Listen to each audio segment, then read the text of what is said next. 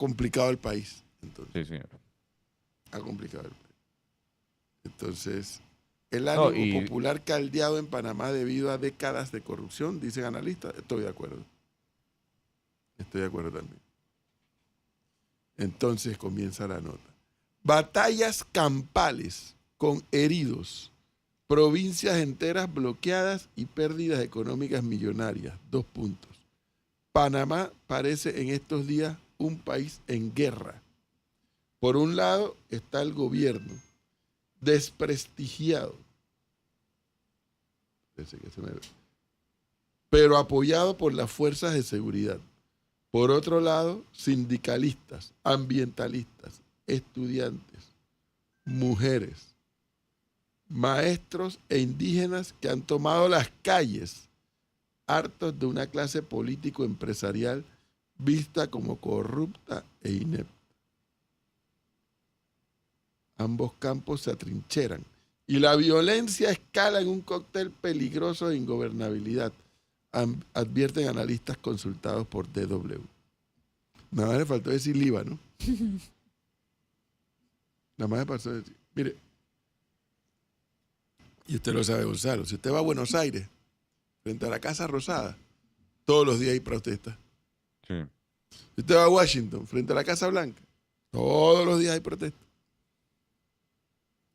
Cualquiera de estos países democráticos, y particularmente en Latinoamérica, hay protestas. O sea, las de Panamá están un poco más subidas de temperatura, si es cierto.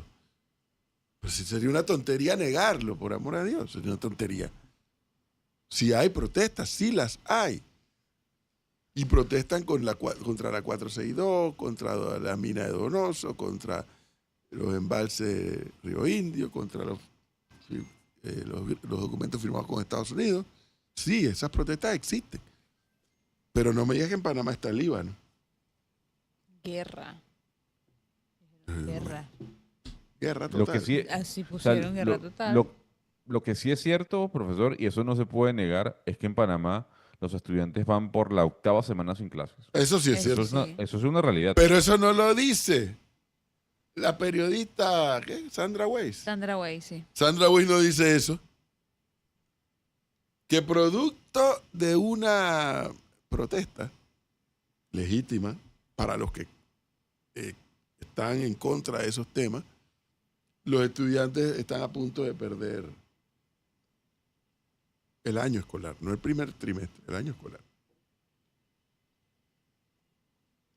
Entonces, pero bueno, la DW de Sandra Weiss ve que en Panamá está Líbano prácticamente. Ahora, ¿cómo hacemos con lo dicho por el Contralor el día de ayer? ¿Sobre qué? ¿Generará algún cambio? ¿Qué cosa dijo? ¿Qué más? ¿Qué otra Bueno, cosa? uno, el tema del cheque, de los cheques, que no van a salir. 2, el tema de la pérdida de clases. Y 3, el que los dirigentes siguen cobrando sin trabajar, ¿no? Entonces la consulta es, eso, amén, de que seguimos sumergidos en la protesta, de que ahora los profesores y educadores están llamando a una huelga nacional, bueno, le vuelvo a hacer la misma pregunta del día de ayer. ¿Cuándo pasamos la página? No, ellos van a seguir apretando el puño porque la otra semana no van a cobrar. Ellos van a seguir apretando el puño. O sea, esta película ya yo la vi. La pregunta que surge es si el gobierno va a ceder. Esa es toda la pregunta que algunos nos hacemos. Porque Sandra Weiss lo que no dice que hay otro sector de la sociedad, no sabemos cuán grande o cuán chico es, que no quiere que se le pague a los educadores que no han trabajado. Y que si el gobierno cede en eso, el gobierno pierde en ese sector de la sociedad que dice, hey, está bien que protesten, pero si no trabajan, que no cobren. Ahora, no sé si usted tiene en su registro de memoria fotográfica, incluso de su cerebro, cuán ¿cuál ha sido la protesta o la huelga más extensa que ha habido en el sector educativo en Panamá? ¿Por cuánto tiempo? ¿Esta pudiese ser una de las más largas? No, han habido otras más largas. pero que al final les pagaron. Esta ha sido la Eh, primera entonces que no les han pagado. O que no les van a pagar. Que hasta ahora, no, Ajá, hasta lo que pasa, Melissa, es que el acuerdo el finiquito, el finiquito incluye el pago de todos los tiempos que no les pagaron y todos los gobiernos han cedido en eso y que no hay represalia. Ese es el documento de finiquito. Hasta ahora, esta administración es la única que ha dicho regresen a clases, pero no se les va a pagar lo que no han trabajado. Entonces, la única manera que... Cristi, buenos días, no la había Buenos días. visto. ¿Qué tal? ¿Qué tal? Entonces, déjeme para entender un poco, la única manera que han tenido los distintos gobiernos, no solamente obviamente para conseguir que los profesores regresen a clase cada vez que ha habido una huelga es ceder a lo que los profesores han querido. Sí, ese es el documento que ellos llaman del finiquito de huelga. Ok, entonces, por eso es que nosotros vimos en la era Martinelli que se les hizo, al final se les aumentó el salario y no estuvieron, no se pudo poner las evaluaciones. O sea, independientemente de esta coyuntura actual, Sí, ¿no? pero Esto en es la lo que época de Martinelli no les aumentaron el salario por una huelga. En la Pero, época de Martinelli se planificó un incremento salarial que llegó a $900 con una serie de supervisiones y entonces Martinelli se arrebató al fin y dice, no, ninguna supervisión, dale los 3 tramos de $300 y luego vino Varela y terminó de desmontar todo lo que se había montado para, en virtud de esos $900, cuál iba a ser la contraprestación que ellos tenían pero que dar, entre otras la supervisión. yo tengo una memoria y puedo estar equivocada, que al final del gobierno de Martinelli hubo una especie de huelga que yo me acuerdo que prácticamente habían secuestrado a Lucy, ¿no? Yo tengo una imagen de todos los profesores y Lucy en el medio. Eso fuera no por el aumento de salario, sino por las supervisiones. Sí, es que ellos lo que no querían las supervisiones. Ellos Eso es lo nunca que han le, querido la supervisión, nunca. eso es lo que le da un poder absoluto a los gremios, Ah, por sobre todo supuesto. frente al Estado. Porque en una empresa privada uno puede decir, bueno, al final la empresa privada puede tomar la determinación siempre y cuando no sea legal la huelga de no pagarle a los empleados que no van a trabajar. Porque eso está regulado en el Código de Trabajo, cuando se respeta una huelga, o sea, cuando una huelga es Sí, legal y cuando no. Pero pero frente al Estado, entonces, es un poder exactamente, absoluto. porque la figura de la huelga en el Código de Trabajo funciona para relación privada, trabajador con la empresa privada. En el caso del sector público no rige el Código de Trabajo, rigen las leyes que crean estas instituciones y demás. Señor Icar, buenos días. No lo escucho. Buen día. Ahora sí. Ahora sí. Gracias, Foncho. Buen día a la mesa. Antes de irse la administración Martinelli, salen con ese ajuste. A ellos no madrugaron, profe. A los A educadores. los educadores. No la esperaban. Ellos no esperaban Así ese es. ajuste. Ellos no lo esperaban. Cristi, buen día, ¿cómo estás?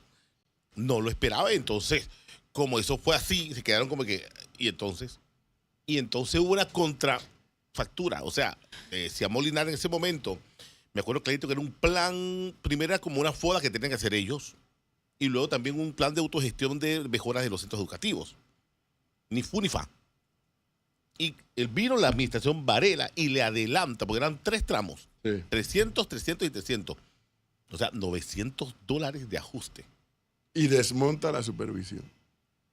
Ahora- Y Cortizo también la adelantó. Exactamente. No, y también durante esa administración me acuerdo que estuvo en línea, casualmente en línea, el tema de la selección, profe, ¿cómo se llama esto? La figura de la selección de Sí, sí. de la figura tripartita. Que ahora este gobierno la volvió a la quitar. vuelve nuevamente. Vaya a concurso y meta en la computadora y ahí se encarga. Y usted todo. sigue el concurso en línea con puntaje y todo, y que el sistema entonces te dice quién sí, quién no, y no que el diputado te diga, dame acá, que eso lo voy a nombrar yo.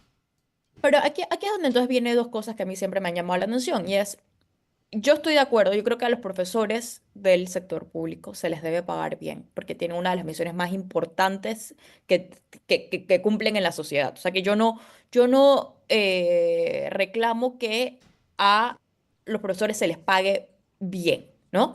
Pero sin embargo, entonces aquí viene, cuando vemos esto, entonces aquí viene una duda y es, no es solamente por esto, pero tiene algo que ver y es, a pesar de que se han hecho grandes aumentos en el último tiempo al sector magisterial, no hemos visto que esto se refleje en una mejor calidad de educación. Y no es solamente por los profesores, pero a mí sí es algo que a mí siempre me ha llamado la atención y como no podemos medirlos y no podemos evaluarlo, no sabemos, es nosotros tenemos actualmente a los mejores profesores enseñándole a nuestros muchachos y mientras no lo pongamos a evaluar, mientras no se puedan evaluar, nunca lo vamos a saber, porque yo soy de las personas de lo que no se mide, no se sabe. Por eso es que yo sí estoy de acuerdo, que creo que la ministra actual no, con que se hagan las pruebas PISA. Pero lo que no se mide, no se sabe. Entonces, es una situación, en mi opinión, un poco cómoda y creo que esto refleja, es el poder que tienen de poder irse a huelga sin que realmente tenga ninguna repercusión, que nosotros no podemos medir, es la calidad del profesor que está en la aula Sí. de clase. Pero- Usted puede decir eso y le van a salir y le van a caer encima a aquellos que dicen el Meduca tiene una responsabilidad. Por supuesto, no, no, Así no, que no le caiga encima solo a los profesores. no, no, no, no, no. Aquí viene un punto importante. Yo acabo, lo dije al principio. Por supuesto que el Meduca tiene una gran responsabilidad, pero parte del problema, incluyendo la responsabilidad del Meduca, y a mí una de las cifras que más escandalosa me parece con el tema del Meduca es, creo que para el 2017, no he vuelto a ver esta cifra desde el 2017, creo que el 70% del presupuesto del Meduca se iba en gastos operativos y no en inversión. Obviamente eso tiene una cuota de responsabilidad. El Meduca tiene una de las planillas más grandes de un ministerio, creo que más grande que el Ministerio de Educación de Colombia. Eso es esa burocracia estatal que hay en el Meduca, ¿no? Obviamente además tiene un impacto en la calidad de la educación. Además, si no podemos hacer reformas del pensum educativo, que yo no he visto que realmente haya un intento en los últimos gobiernos de hacerlo, tiene un impacto en, Sí. en la calidad de la educación. Pero ¿cómo lo Eso vas a no lo hacer si el Pablo. principal obstáculo son los Sí, dirigentes? una de las principales patas de esa mesa son los dirigentes. Mira, Es que siempre, eso que acaba de decir Gonzalo va a ser siempre lo más fácil. La cuota de responsabilidad del Meduca, que en efecto la tiene. Pero no puedes perder de Bien. vista en el análisis la altísima cuota de responsabilidad de la dirigencia magisterial, sí. siendo el principal obstáculo Obstáculo. en producir los cambios que se requieren para que los jóvenes panameños puedan salir a competir en el mercado laboral panameño y extranjero. Sí. Pero es que Estoy con de ese acuerdo. nivel de poder, pero es que Bueno, lo que vamos a pero ver, ahí está el ese punto. nivel ¿Quién de se lo ha dado? poder, ¿Quién se lo ha dado? bueno, los El gobiernos, propio yo lo digo Meduca. aquí, Los los gobiernos no, sucesivos, los no, el gobiernos. Meduca es eso es etéreo. Los gobiernos sucesivos, que así como empoderaron a Suntra, empoderaron a los gremios de los educadores a punta de torcedera de brazos. Ujú. Bueno, Pero ahora es se que- encontraron con un gobierno que le dijo, ¿sabe qué? Hasta aquí llegó esta historia. A Y mí- eso es lo a que mí es. Pero también entonces hay que decir, profesor, y ojo, sin ser vocero de los educadores, que el gobierno también debería ser duro con el Meduca y con su funcionamiento. Pero O sea, ¿con Por qué, supuesto. qué dura con qué me educa? ¿Qué estás hablando, Gonzalo? ¿Qué te A ver. sucede? Si A ver, yo- tú no produces un cambio en el sistema educativo sin los educadores. claro, No, pero pero- entonces, pero pero la pregunta es, y ya le doy la palabra a Cristi. El Meduca ha propuesto en esta administración No un hay cambio de pensum. no hay paredes que resistan un estudio más del sistema panameño. Ya no hay Lo pared hacen que todos los resista un gobiernos. estudio más. Los estudios están de vicio, hechos por panameños y hechos por organismos extranjeros, internacionales. Ujú. No hay pared que resista un estudio más, Gonzalo, no te enredes en eso. Pero, Créeme. pero aquí hay algo que a mí sí yo lo he dicho y lo he repetido varias veces, no es solamente de este gobierno, es de todos los gobiernos anteriores. Y creo que esto, puedo equivocarme, el profesor me puede tal vez corregir, porque esta es una parte histórica que tal vez yo no manejo también, que gran parte de la génesis de este problema viene desde el momento en la dictadura que se le cede muchísimo poder a los gremios en una aras de más o menos de comprarlos, ¿no? Pero para mí lo que no deja de llamar la atención con esto es que al final del día todos los gobiernos, por lo menos en democracia, le han tenido más miedo a los gremios magisteriales que a los padres de familia y a la sociedad Es en general. correcto. Eso sí es así. Ahora, nada más hago una corrección, Cristi. No, es que yo hice la síntesis histórica ayer, espero que no me haya equivocado. Los gremios de educadores antes del 68 tenían unos niveles de beligerancia importantes, tengo entendido, hubo marchas, hubo protestas. Antes del 68 no me preguntes en cuál de los años. Llega el golpe de Estado de los militares, desaparecen los partidos políticos, desaparecen los sindicatos, desaparecen los gremios de educadores. En 1979 viene la discusión de la reforma educativa. Y nada más eran 3 gremios, el de las maestras, el de los profesores y el de las escuelas particulares. Nada más eran 3. Marcos Alarcón, Marcos Alarcón de los movimientos de maestros, Gilberto Solís de las escuelas particulares y siempre se me olvida el de los profesores. Nada más eran 3. Logran derrocar padres de familia y educadores y la sociedad en su conjunto en dictadura, logran derrocar y derogar la reforma educativa. Listo. A partir de allí, los gremios de educadores comienzan a ser empoderados. Ojo, no por la dictadura, por la oposición política de la época a la dictadura. Y hacían causa común en agendas de temas de protesta contra la dictadura. Listo. Termina la dictadura, llega la democracia y los gremios comenzó en el 79, ya para el año 90, ya los gremios estaban con mucho más músculo y estuvieron muy activos en la lucha civilista contra la dictadura. Llega la democracia y entonces, bueno, el gremio de educadores se sigue empoderando aún más, pero con una particularidad.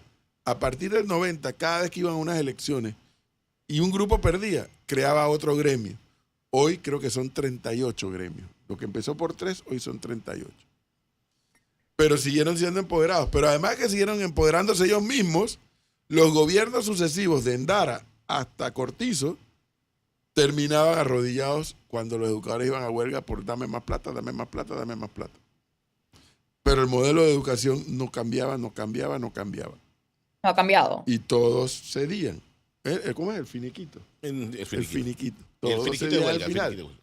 Así que ya los educadores han probado la sangre. Bueno, ahora vino después Martinelli con los $900 en 3 tramos de 300. Ya el tema salarial no es precisamente un tema, pero ahora se metieron en una discusión de 4 temas que no tienen nada que ver con el sistema educativo. Y el gobierno de Mulino hasta ahora ha dicho, ustedes sigan ahí porque no van a cobrar.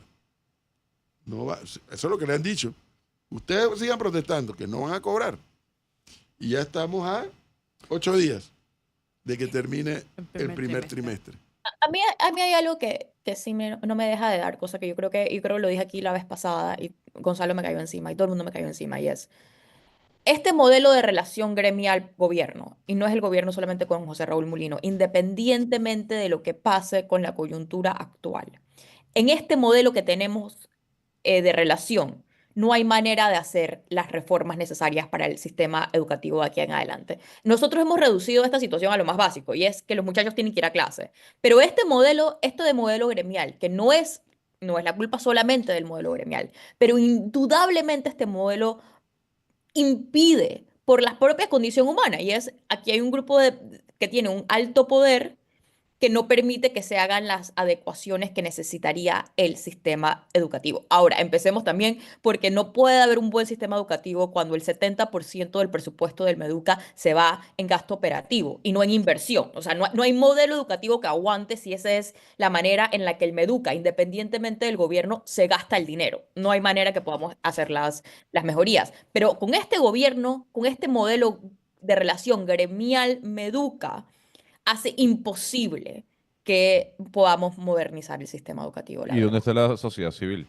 Bueno, los padres de familia, la sociedad civil, esto no parece ser tema en Panamá. La educación no parece ser un tema de urgencia para la sociedad panameña. A mí esto me sorprende No, porque, enormemente. bueno, Icar lo dijo. Icar dijo algo que es cierto.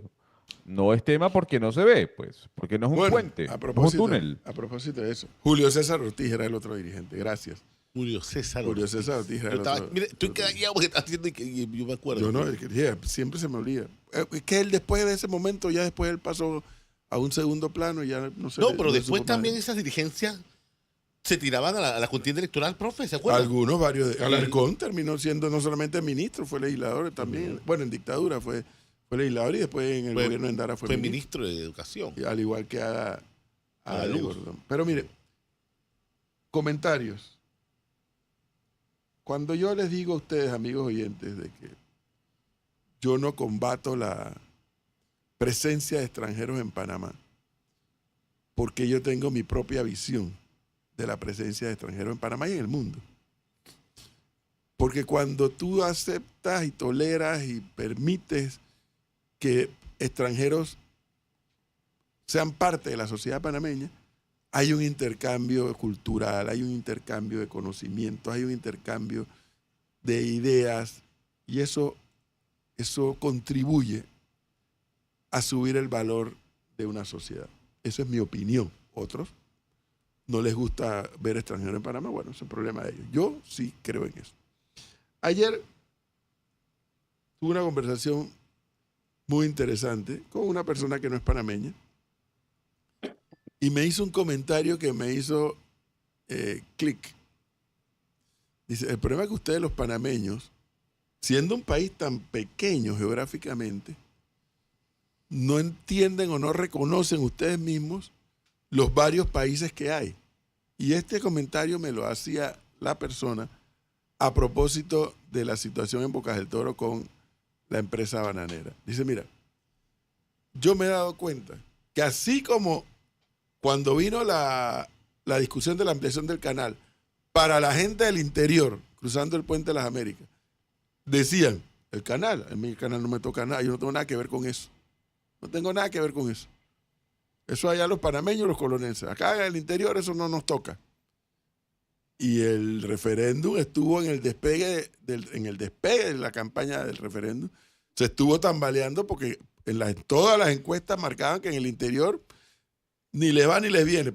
Es más, podía producir un ausentismo grande. Incluso hubo momentos en que hubo dudas de que podría ganar el no. Y se tuvo que rediseñar toda la campaña para volcarse hacia el interior a explicar las bondades de la ampliación del canal y el impacto del canal en el país. Pero para la gente del interior, el canal ni le sumaba ni le restaba. Me dice la persona, al revés es lo mismo. Para el resto del país, no está entendiendo o no ha querido entender o no pone en proyección el problema de la empresa bananera en Bocas del Toro. No lo está poniendo en dimensión el país, no los bocatoreños, no los del sindicato de trabajadores. El resto del país no lo está poniendo en perspectiva. Y eso a mí me decía la persona, que repito, es extranjero, a mí me llama la atención. Digo, ¿cómo es posible que el resto del país está asistiendo a ser observador a lo que está pasando en Bocas del Toro? A ver, el producto panameño del banano, amigos oyentes, todo el producto panameño se va para Europa. Porque la producción panameña, con respecto a la ecuatoriana, por ejemplo, con respecto a la de Guatemala, a la de Honduras y a la de Costa Rica, es la más pequeña, según tengo entendido. Es la más pequeña de todas esas producciones que hay en la región. Pero se reconoce que es un buen producto. Ayer. Exportar para crecer. Matamos el producto de exportación número 1 entre 2020 y 2023, entre paréntesis, cobre. Ahora, el que fue producto número 1 siempre, entre paréntesis, número 2 durante la vida del cobre, queremos matar el producto de exportación, entre paréntesis, banano. Es decir, cuando estábamos explotando como país la mina esa de cobre, el cobre pasó a ser el primer rubro de exportación de Panamá. Antes de eso, era el banano. En algún momento de la vida lo fue el camarón, tengo entendido. Pero antes de eso fue el banano. Ahora, con el cierre que lleva todavía la mina, el banano ha pasado. El banano pasó al primer lugar. Pero ahora se nos antojó cerrar la operación de la finca porque hay un problema con la 462, con el Río Indio, con Donoso y con los acuerdos con los gringos. Se han dejado de exportar más de 2.7 millones de cajas en 6 semanas. 2.7 millones de cajas en 6 semanas. Eso se traduce en 110 millones de dólares en pérdida, porque ayer tuve que salir corriendo a pedir toda esta información después que este extranjero me puso esa perspectiva y yo creo que este tipo tiene razón. Los varios países que hay dentro del país, dentro de un solo país que se llama Panamá. Y es verdad, el resto del país, como siempre perseguimos a Bocas del Toro allá lejos, no dimensionamos las consecuencias de esta paralización y de este posible retiro de la empresa de Panamá, que no significa que le entregues a la empresa todo lo que la empresa pide. No. La empresa está aquí y tiene que cumplir con las leyes de Panamá. Y tiene que honrar frente al sindicato sus acuerdos que tenga. Pero es que, como lo hemos dicho aquí en este programa, el sindicato de la bananera en Bocas del Toro no tiene una sola reivindicación frente a la empresa. Una. No. Los temas son los 4 que planteó Suntrax. Suntrax, que ya está trabajando al 100%. Pero ellos siguen allá reclamando los 4 temas. O sea, el impacto en la economía es terrible. No en la economía de Bocas del Toro, que es más que terrible. En la economía del país. Más de 5.000 personas destituidas, votadas ya al día de hoy. Y me decía este extranjero, o sea, ustedes no tienen idea de lo que eso significa. O sea, el resto del país no está proyectando eso. Eso es prácticamente la provincia quebrada, la provincia entera. Porque en tierra firme de lo que se vive fundamentalmente de la bananera. Ahí la Colón del turismo. Pero no puedes comparar los ingresos que genera el turismo en la Colón con lo que genera la bananera como un todo. En empleos, en impuestos, en generación indirecta.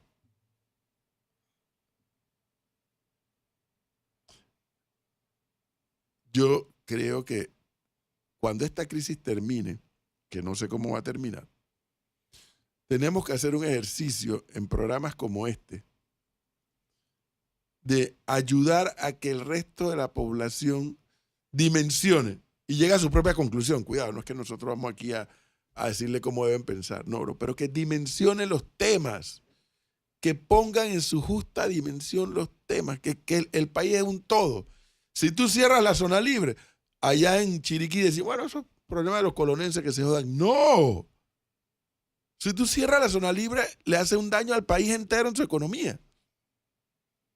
Si la bananera se va, si la empresa bananera se va, o sea, bueno, es un problema de los bocatoreños. No, es un problema de todo el país. A los bocatoreños les impacta directamente, pero afecta al país entero en sus números de la economía. O sea, tenemos que abandonar esa visión regional o regionalista de los temas. Sí, hay versiones regionalistas.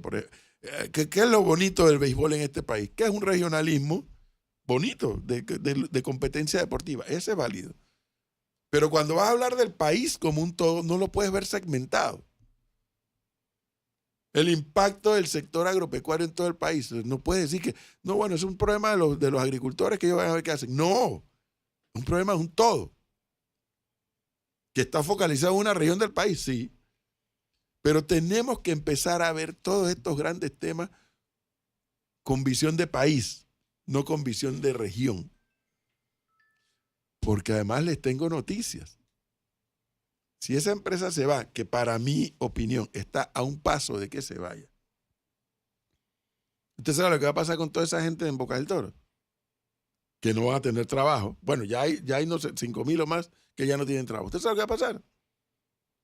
Van para David, van para Santiago, van para Aguadulce, van para Penonomé, van para Chitré, van para Las Tablas, van para La Chorrera, van para Raiján, vienen para Panamá, San Miguelito, y sí, y San Corocó. Eso es lo que pasa.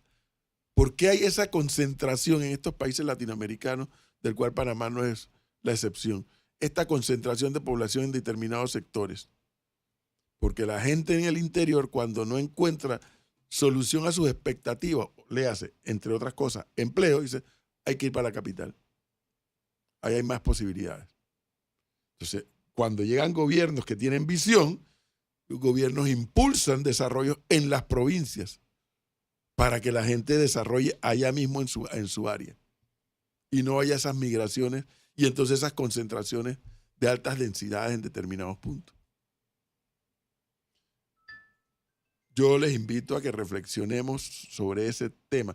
No lo digo porque me lo dijo un extranjero. Bueno, es que a veces lo bueno hablar a veces de manera reiterada con extranjeros es que como vienen de afuera y tienen una visión un poco más desde afuera, te refrescan tus ideas. Y yo le terminé diciendo, tú tienes toda la razón. porque recordé también yo lo del referéndum de la ampliación del canal. Veamos estos temas como país entero. El país entero pierde desde Bocas del Toro y Chiriquí hasta Arién si esa empresa se va. Y yo no lo digo en defensa de la empresa, cuidado. Lo digo en función de lo que nos pasaría. Porque, repito, si el sindicato estuviera haciendo reivindicaciones laborales, eso está en el juego. Pero no perdamos de vista que el sindicato está reclamando 4 temas que no tienen nada que ver con su relación obrero-patronal. Nada que ver. Nada. Igualito a los educadores. No tienen un punto de reivindicación frente al Meduca. Son los 4 mismos temas que comenzó esta historia Suntrax que está trabajando al 100% hasta ahora. Y estos otros 2 quieren seguir y profundizar eso. Mientras eso ocurre, en efecto, sí vemos un gobierno diciendo, ustedes sigan, que yo no pago. Ustedes sigan, que allá lo siguen votando en las bananeras. A ver quién se va a cansar primero. Yo no creo que eso es lo que conviene. Yo no creo que es lo que conviene. Ellos tienen que reconocer que los 4 temas no son ni del Meduca ni del Ministerio de Trabajo. O sea, vayan a sus puestos de trabajo, no pierdan lo que ya tienen y sigan la protesta, porque cuidado, yo no estoy diciendo que paren la protesta.